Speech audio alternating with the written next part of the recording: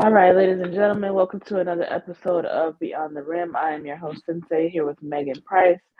Our brother, a good friend and brother, Mike Hughes, sorry, could not make it. But we are going to go ahead and rock the show for you guys anyway. So make sure that you enjoy it and make sure you stream and share the show. So first of all, before we get started, how you doing today, Megan? I'm doing really well. How are you? I'm doing all right. Can't complain. So we're gonna start with breaking down a couple of the top teams in the WNBA. We're gonna talk about their record, how they got there, and maybe future, like what we see as the season goes along, as it progresses here. So number one in standings right now is the Las Vegas Aces. They're at 5-1 right now, 3-0 at home, 2-1 away, and 4-0 in their conference. They score about 90 points per game. Opponents usually about 80 points per game.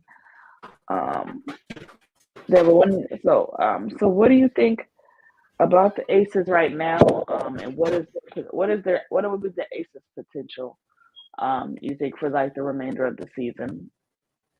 What I like about the Aces is, even though they lost Liz Cambage, we've kind of seen them go to a small ball format, and way that Dearica and Asia are just eating in the post, I think is just extremely serious. I think they look tough. I think they look better than with Liz, to be honest. It will be an issue when they have someone that is the size of Liz or Kiara McCowan or BG when she's able to get back. I think that will be an issue for them, but I don't think it's going to be an issue in the regular season. I think it's going to be something that we see in the postseason and in those type of matchups where that might be some type of a struggle for them. I think that Becky has acclimated in a great fashion to those ladies. We saw the retirement of Bill Lambier last night, his official retirement ceremony. So, thanks for the memories, Coach. We'll miss you. Right. Legendary coach. But Aces, I think they're tough. I think they're sitting at number one. But in my books, until BG gets back, I think they are the number one team.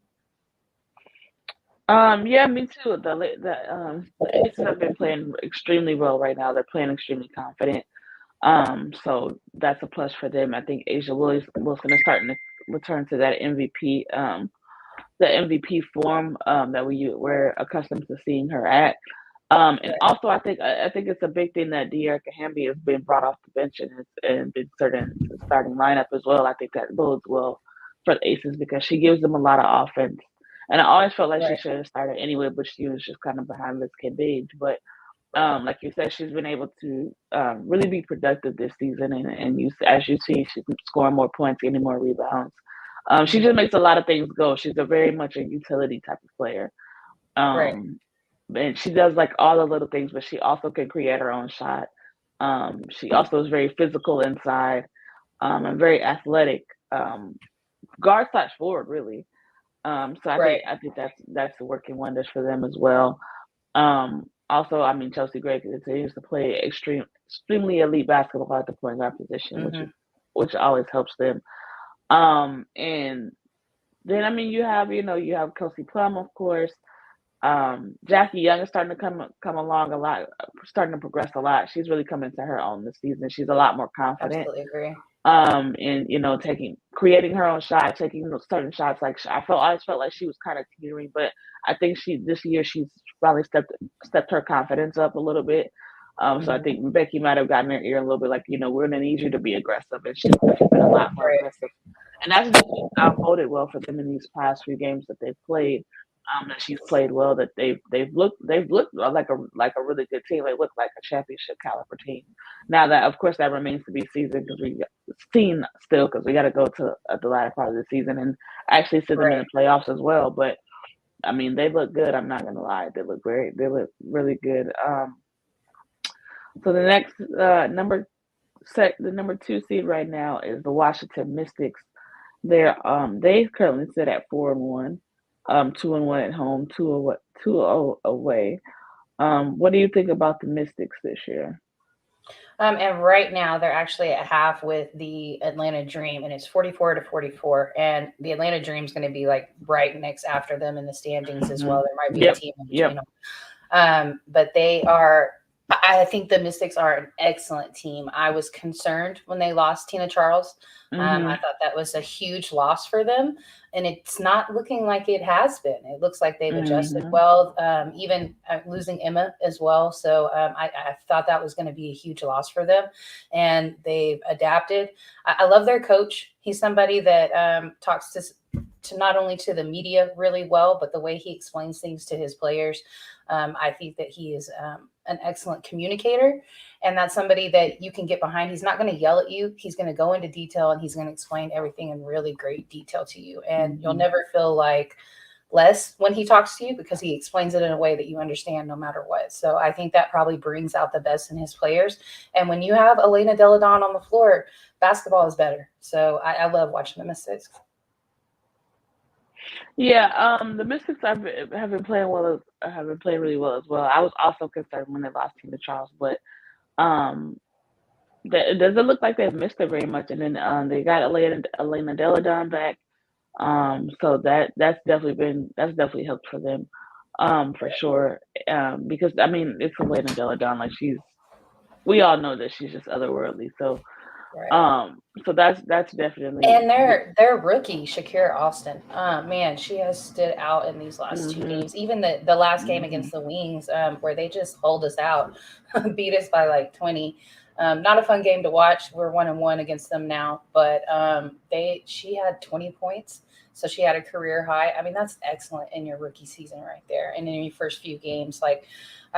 We see a lot of number one picks or the first round picks, and you wonder what type of impact they're actually going to have on their team immediately. And as somebody who has a number one pick on their team in Dallas, and one who hasn't had a ton of impact as of yet in her development, and I'm talking about Charlie Collier, someone hmm like Ryan Howard or Shakira Austin, where you're seeing them go to a team where they have an immediate effect. I think that shows what type of talent that she has.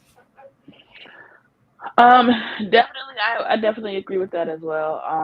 I mean the Mystics right now are just like I said, they've just been they've been gelling really well, and they've gotten all their players back. Everybody's healthy. So and they've always had a strong bench. So that continues again this year as well. So I mean, I think they're gonna be a tough out for sure. For the remainder of the season, people are gonna definitely have to take account for them because I mean, they're tough. Like I've seen them play, and they play really, really well together. And Right. there's not a there they don't there's not a lot of gaping weaknesses in their game. So I definitely excited to see what's gonna be the end result for them as well. And then number three, you were right, was Atlanta right now. So they are the number three seed at 4-1 also in as well.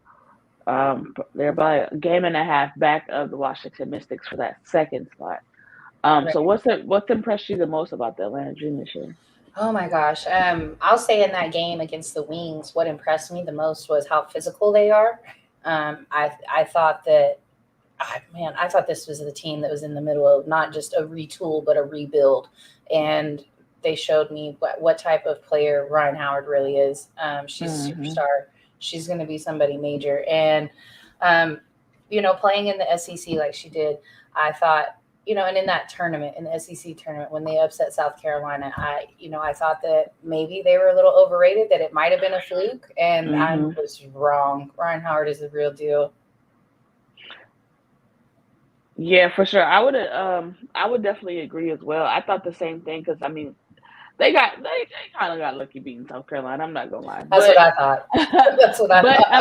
but I mean, she honestly she's been great. She was great for them, great for Kentucky all her college season, and she's been Right. great for the Atlanta Dream so far. She doesn't even look like a rookie. She's looked like she's been playing for a while. She looks like she's really comfortable. She doesn't look nobody's been able to really kind of how when rookies come into the league, like you're kind of able to veterans are kind of able to expose a rookie like yeah, she's not there yet. You know what I'm saying? Like Right. Yeah. and she hasn't really shown any signs of that, at least from the teams that I've seen her play. Like she doesn't look intimidated or afraid of the moment. And she's kind of taken on the role of putting the Atlanta Dream on her back and being like, okay, we're not going to be one of those developing teams. Like, we want to win right now. And I think that's Right. been the most impressive for me is that she's been able to take on that leadership role, being so young and being a rookie. She's definitely my pick for rookie of the year so far. I don't think it's close between her and anybody else Yeah, I at don't this think particular so. moment. But I mean, it's exciting to see Atlanta be competitive again because Right. they've gone through a lot the past few years, just with different things happening and coaches and players and just like all kinds of just peaks and valleys pretty much throughout the last couple of years. So it's good to see them have a good team again and kind of be back in contention again. I'm definitely excited to see that and happy for that. Um, I don't see them going to the playoffs, but I see them. yeah, I don't think so either. I think as the I don't see them competition going to gets the playoffs. gets a little bit stiffer, I think I could see them on the outside looking in. Now they may make like the Right. play-in game, like a play-in game. I could see Mhm. that. Now if they win to advance to go to the playoffs or not, that's yet to be seen. But I definitely could see them making at least the play-in. Okay. Yeah, no, I agree with that. And shout out to their coach. She's in her rookie season as well, and like you talked about, like just kind of took over something that was a mess, a team that had blown up their roster.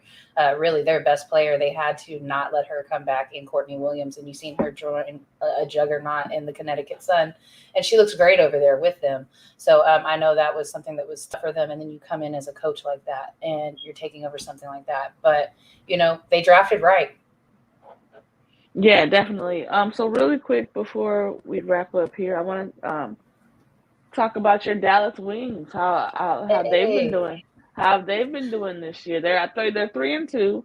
right. Enrique Gumawale obviously had 37 points against the goat Razi the other day.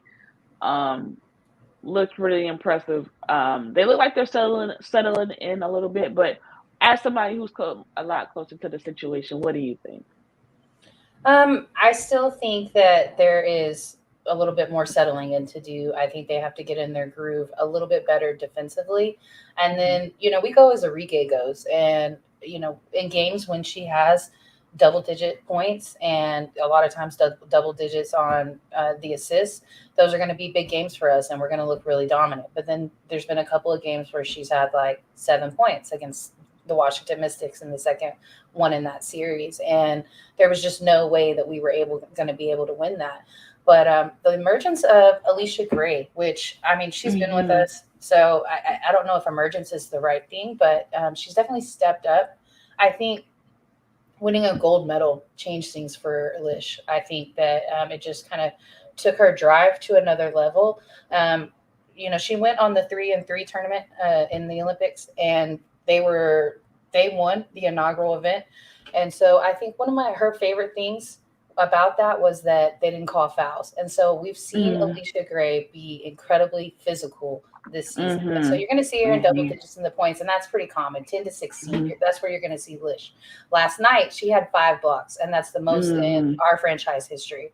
She had a So, chase down too. That was pretty impressive. right. And so, block party in Phoenix last night. Sorry, I know it's your team. I was happy to see him get that win. Mm-hmm. Phoenix is going through some things. And so while I enjoyed the win and it was by 10 points, I would like to see us play a team like Seattle or Vegas. And I want to see us be able to How win was one of how you those stack up? games. Yeah. Right. Yeah, that's fair. Definitely impressed with the Wings. I feel like they're getting more confident as time goes along. I think uh, Erica Gumwale, her shot selection sometimes it bothers me. Like I think Mhm. sometimes she gets like she has the green light, and as she should, because she's an impeccable scorer. But I Mhm. think sometimes she tries to force things that aren't there, Right. just because she is. And I can see that. I think she's still trying to find that balance. And I feel like once she's able to find that balance between point guard and score, I think Mhm. that'll bode well as well for the Dallas Wings. But speaking of the Mercury, like you said, they are struggling right now. They're definitely missing BG. The BG thing, I think, is just something that's hovering over them, and I don't think people are really understanding or grasping just how tough that's been for them. Right. Not even just on the court, but just a mental aspect. I think Brittany Griner brought a lot of character and personality to that team, Right. and a lot of tough and like tenaciousness, and just like in those critical moments, when you need somebody kind of to ride the ship. Brittany Griner was the anchor for that. Right. And I think the fact that she's not there right now, like I said, I think it's bothering them in more ways than one. As we all know, Skylar and DT got into a pretty heated confrontation the other day against the Right. Aces. Still not sure what that stems from. Nobody's really said anything. They didn't speak to the media afterwards. So I think they're Right. just trying to deal with the issue internally. Their following game against Dallas, Skylar didn't make the trip. So again, that's another thing that we don't really know, like if she's injured or if she got some, maybe a conduct thing or something. We don't. Everything is just kind of tongue in cheek right now. So we don't really know what's going on with that Um, I situation. love I love Skylar, but she better chill. That's the goat, you know. I And I mean, love Skylar. I love Skylar. I think she's great, but that team is DT's team, and I don't think I mean, the loss of BG is huge, but I think that coaching switch it is an issue. Like you really let go of Sandy Brondello for Vanessa Nygaard, and I don't think Vanessa Nygaard was your first choice because you were really, really close to the draft before you hired her. So I felt like that was very yeah. last minute, Mhm. and you know. DT is like LeBron. She's really the coach, like she's really the one Mhm. running the ship. And so Yeah. for Skylar, not saying, oh, you just fall in line when it comes to DT, because I think she's going to respect you more if you speak your mind and back it up. But man, you got to be careful with that dynamic right there because we see how things went with Liz in Vegas and she's not there no more. Yeah, I mean, I feel that, and of course, Diana Taurasi is my goat, but at the same time, Diana needs somebody like Skylar to get in Mm-hmm. her from time to time because Diana is again like LeBron, like very much like I'm. They don't like to say it, but they know it. Like this is my team. It goes as I go. You do as I say and not as I do. Like it's one of those situations. But there's a lot of times where Diana is wrong, but nobody wants to tell Diana she's wrong because she's the GOAT. She's the longest tenure Phoenix Mercury. She's a champion. Like she has all the accomplishments. Like we get all of that. Now all of that is wonderful. But at the same time, it's a respect thing. And people have to understand where Skylar Diggins is from South Bend, Indiana. That Right. ain't that ain't no easy place to grow up in. For sure. That's not a place where people that come out of there are pushovers. Skylar ain't never been a pushover. Skylar ain't never been somebody you can talk to crazy. It doesn't matter who it is. So Right. you have to know on the flip side for Diana's to Diana, like you got to know who you're dealing with as well. You're not gonna just True. jump in my face and True. I'm gonna be like, oh well, that's the goat. So I'm gonna just nah. You're gonna jump in my face Yeah, and and then I we're don't gonna have think to talk she was. about it. That's why I said like I think you have to speak your mind in order for DT to respect you, but also you gotta toe the line a little bit and know exactly who you're dealing with too, because there's no other player that's more decorated than No DT. facts. I mean, Like because yeah, if push comes to shove and they have to make a decision, then Skylar's out of there. Yeah, I totally right. agree. Because I mean, I think if we can even date it back, I want to say her and Cappy used to kind of clash, and then Cappy ended up getting traded. See, So you know what I'm saying. yeah. I definitely get that, but I mean, I don't think Skylar's scared of that. I really don't. No, and that's I good. That's good really because I don't. think that I feel like DT is going to respect you more for speaking your mind, but you Yeah. just got to know what's going to come with it. Yeah, and like I said, I don't think she's bothered by that. I think she very well knows that what I'm saying if she's gonna take on that, then there's a very good chance that they might be like, so Skylar, we found you a couple different teams. If you want to just pick which one you want to go to, we'll make it happen. I think she understands that because as mad as the look on her face, like Oh, she was pissed. I She was shaking. She she was so literally mad. her leg was literally shaking, and not to make this a race thing, but as a black woman, I identify with that so much because the moment my legs start shaking, like it ain't Right. good for nobody. Like I so, feel you. I saw it completely in her face, her body language, just like how she was just like you could tell she was contemplating like, do I say something? Do I just let it ride? And then she was Right. just like, no, I have to say something. Like, I don't care what happens, I have to say something. And then, you know what I'm saying, when Diana jumped up, then it was like, oh, okay, like, all right, let's do this. Pretty much like, And I think that shows the inexperience in their coaching staff more than anything yeah, else. yeah, yeah.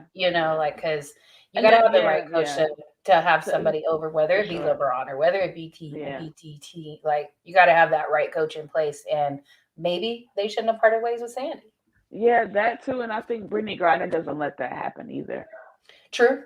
I think Brittany Griner would have probably grabbed Scott and been like, "Look, I understand you're upset, but like, let's come on, like, let's Yeah, let's we're on let's a get it mission together." right now. Yeah, or even D telling DT. I think DT would have respected it if it was if it was True. Brittany Griner that would grab him like, "All right, you're doing too much. Chill out." Like, you know what I mean? Right. So again, like that's why I said it's. I think they're missing BG and more than just on the court. Like they're missing her Agree. as just as a veteran leadership, as somebody who could kind of eliminate situations like that. Agree. Yeah. So I mean, I hopefully in the next coming days, everything calms down and we can kind of get a better perspective on what happened, or even if they don't Because say what happened. they play the Aces tomorrow, and then they Yeah. play the Sparks on Wednesday. So that game tomorrow is going to be huge, and that's going to be at 2 Central. That's going to be a really big game for them, and they're going to need to be in sync as they do. Together. So Yeah. they've already played the Aces once and they lost. So, and that was the first game of the season. So, man, they got to have it together for this game for sure. Yeah, for sure. And so hopefully Skylar is back. And if not, then I mean, people are gonna start picking around and asking questions. So, For sure. I mean, I guess we'll see what happens. But like I said, I hope that my squad can get it together. I do think that they have the potential to be a really good team. I think they just got to figure a lot of things out. But I mean, there's still time. They don't have a whole lot of time, but they still have a little bit of time. Like at least the next 4 or 5 games, I would say, to kind of put something together. So I guess we'll see what happens. Definitely. All right. Is there anything else that you want us to cover, or? So at the bottom of the standings, we got the Liberty, who are 1-4, and then we have the Lynx, who are 1-5. Right? Which team surprises you the most out of how they've lost in the fashion that they've lost? Because I will say, Sil has had doubles every single game, and so I brought up that I thought that they were going to miss Fee, and it's definitely looking like they're missing the evident. Yes, right. It's definitely evident. I believe Natalie Achamwa is out right now too. Okay. I think she's injured right now, if I'm not mistaken. But they did just get Kayla McBride back from overseas, so I think I think that'll help as well. So they're kind of missing a couple pieces, so I'm not really surprised that they're struggling right now. I mean, I know that Fee is the biggest component of that, but they're also missing other pieces outside of Fee. So I think once they get those pieces implemented back in, I think they'll be fine. And so were the Liberty, are they surprising that they're this bad? Yeah, I'm such a rough start. I'm definitely surprised that the Liberty have been struggling. I felt like that they were going to be a lot better of a team than they have been. Sabrina Ionescu hasn't been all that impressive to me. She had one game where she had 35. Is that right? She had one game where she stood out, and the rest of them. Yeah, she hasn't played. She hasn't really played well. The rest of those games, like the 1-5 situation. So, I'm not sure. We haven't seen Dee Richards. I think either. So I think she's trying to recover from an injury herself as well, because she hasn't played. That's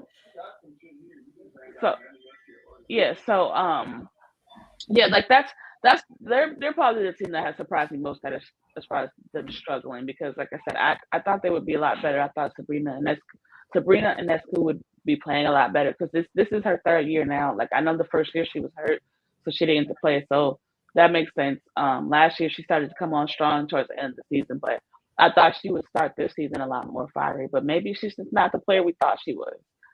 And that leads me to one other topic. Oregon players, is there something going on that they're injured? Yeah. We got Satu's sister as well. And she's out for this season as well. For her first season as well. So yeah. There might be you might be right. That program. Yeah, it might be something there. Maybe the preparation isn't strong enough. You know what I'm saying? Maybe because I feel like it's all preparation, because for instance, UConn players, when UConn players come to the league, they're ready.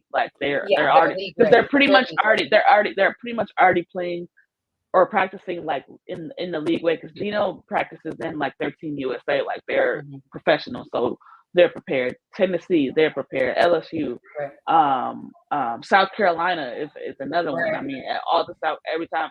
I mean, by the way, a little hidden gem, Destiny Henderson is playing great right now. For the Fever, she's playing really really well. So they got a steal in Destiny Henderson, but. I mean, yeah. I mean, it remains to be seen as far as Oregon players, that they just don't seem ready when they get to the league. Not even just from a physical standpoint, but from just from skill set alone. Like it just looks like they're playing catch up with the rest of the league and the rest of the rookies. Like it seems as if they're playing catch up, and it's like I don't know what that is attested or if that's accredited to, but I think Oregon needs. It's something I've seen on the men's side of things too. Because if you look at all the players that come out of Kentucky, they seem to be injury prone. Boogie, they see it has to be something within their program that they're doing. Because how is it this many players that are coming out and then they're injury prone like that? So just a personal opinion, and that kind of stood out to me when you brought that up about Sabrina.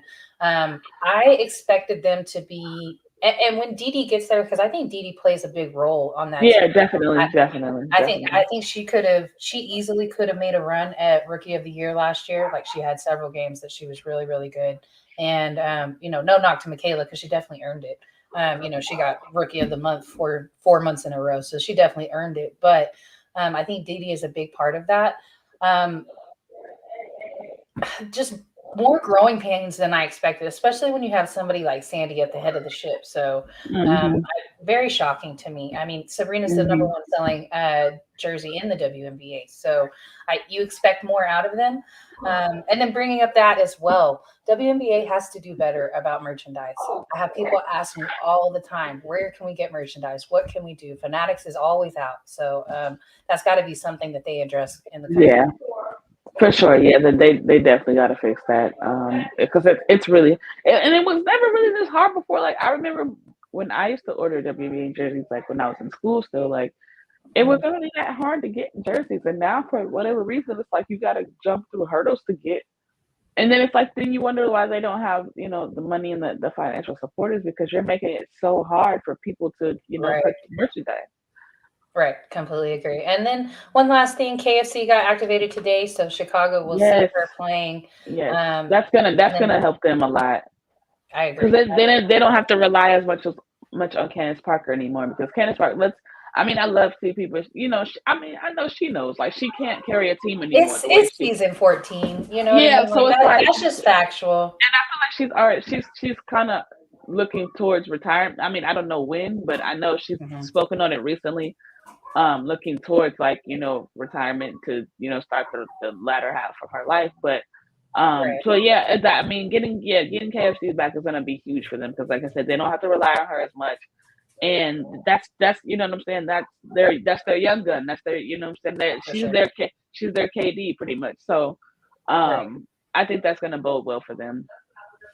And I have not heard yet, but she's been in the building. She's been at the game. She just hasn't been activated yet. So hopefully maybe tomorrow, because we play the Lynx tomorrow. So maybe we'll see Satu by then. If not, we'll see her next week. For sure. But yeah, we got a lot of exciting WNBA games and news and things like that coming up. So make sure you guys stay tuned into Beyond the Rim. I know we're a couple days late, but sometimes life happens. But we'll be back next week. We'll be back next Wednesday around the same time. So make sure birthday. Yes, happy early birthday to our good sis Megan. We may have to do something special. We'll figure it out. But, are we gonna do shots? We can work something out. We'll talk about it in our group chat. But make sure you guys tune in next Wednesday again, 5 p.m. Pacific Standard Time, 7 p.m. Central Standard Time, and 8 p.m. Eastern Standard Time. To make sure you get all your WNBA news from Beyond the Rim. I am your girl Sensei, Megan Price, and we are out. You guys enjoy the rest.